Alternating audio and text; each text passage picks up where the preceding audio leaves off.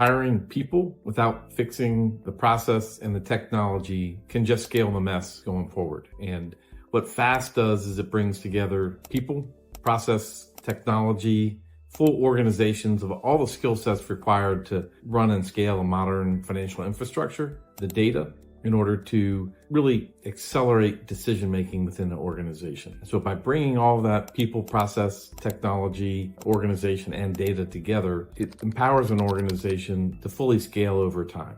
Ultimately, it's about having a scalable process that leverages technology to create the data flows that positions that data to be timely, accurate, and decision-ready for an organization, so they can utilize that data to make the decisions at a rate of speed that matches the market changes that we're seeing right now. What is the difference between the Rose FaaS solution and other outsourced accounting providers out there today?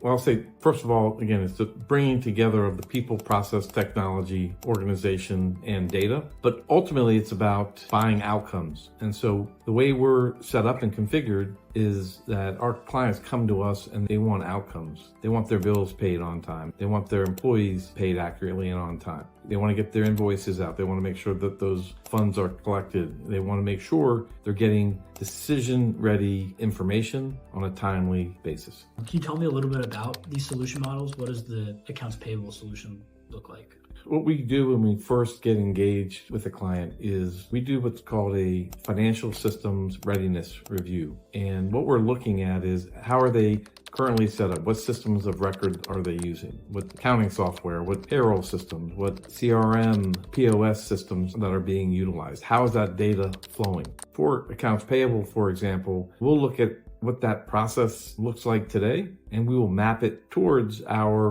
best practice. And when we're mapping it towards our best practice, we're not just bringing together a set of written documents that people have to follow.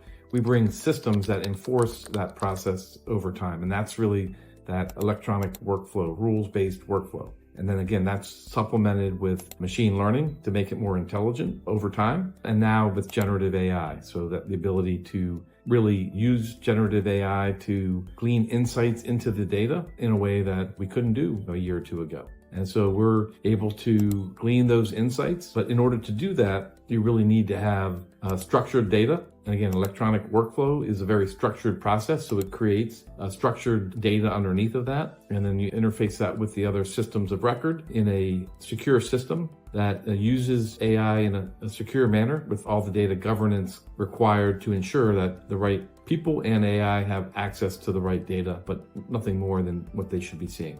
Can you tell me a little bit about the ability to scale from 20 APs a month to over 100 accounts payables or APs a month? Essentially, our AP process starts with an invoice coming in primarily through email, but through other sources as well. We have an automated intake process using intelligent document processing, which has a high accuracy level as far as indexing that document and also extracting data from the email for later use. But ultimately, then our machine learning takes over and it is able to predict the coding for that invoice and insert that and be able to rate the probability of accuracy. So what was the confidence level for that specific coding for that vendor for that invoice? And that ultimately allows for our people that are reviewing these transactions to be able to spend more time on items that have a low confidence level as opposed to spending time on every data point. What's also important when you're implementing AI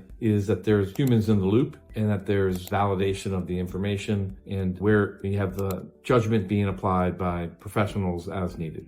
The main thing about payroll data is it's highly confidential. And so you really want to limit the number of people that have exposure to payroll data within an organization. And so in doing that, it becomes very, very few people have the skills and access to the information to adequately or accurately run payroll. And what that ends up doing is puts a lot of pressure on the few people within an organization to process that payroll accurately. One story, we had a business owner had scaled their business and they came to us and they signed up with us for payroll processing and support because they had gone on vacation down in Florida and ultimately to process the payroll. They spent the whole weekend in their hotel room managing that payroll process. And I think they really wanted to be able to have a trusted advisor that was outside of their organization to keep that information confidential, and then be able to support those payroll runs without them having to be the sole point of failure within that process. Can you tell me a little bit about how the Rose team is structured internally, from a CFO to a controller to the accounting team members that Rose offers to our clients? We have a team-based approach, and so they're structured within functions. So you have a P2P function, payables, payments, credit card expenses. It's really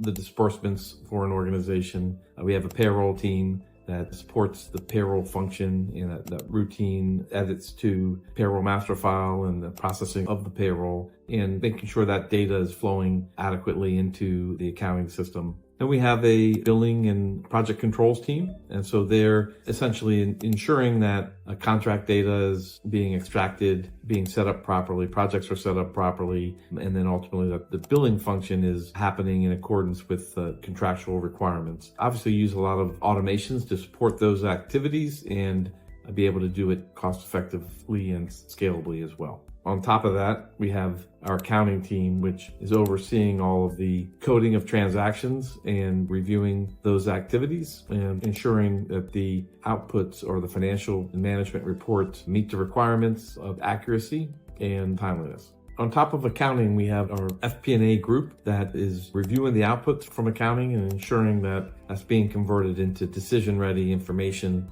and management reports for our client companies' leadership.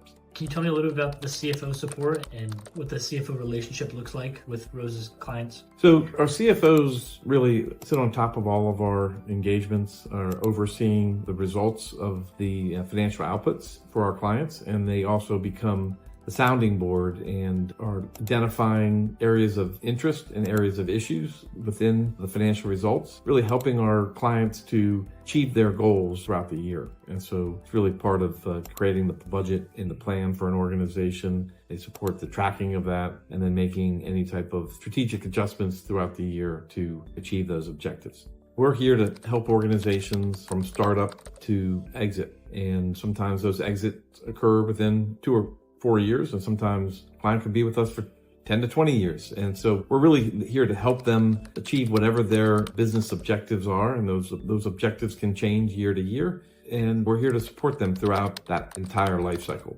And so some of the success stories of our clients might be a startup that's been with us for 10 years that's now doing $500 million in revenue. It might be a startup or $2 million firm that we helped raise venture capital and now reached unicorn status. We have clients that have grown to 10, 20, 40 million in revenue, and then have pursued M&A transactions and have exited their businesses successfully. So all those outcomes are success stories, and it really comes down to just helping business leaders of our clients really achieve their personal and business objectives.